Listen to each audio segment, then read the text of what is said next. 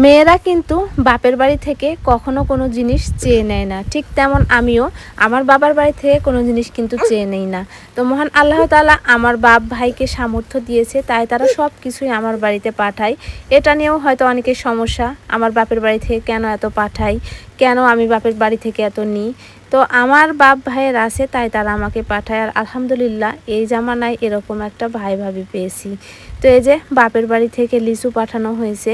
তো যদি এর আগে আপনাদের ভাই আমাদের লিচু কিনে খাওয়াইছে, তো কালকে এই লিচুগুলো পাঠানো হয়েছে। আমার ভাই আমার মায়ের হাত দিয়ে এই লিচুগুলো কিনে পাঠাই দিছে।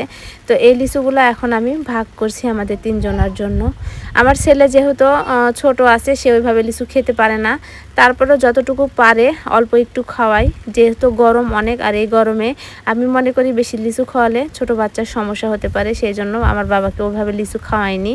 তো এই যে আর লিচু দেখে সে কিন্তু দেখেন কি কাড়াকাড়ি করছে।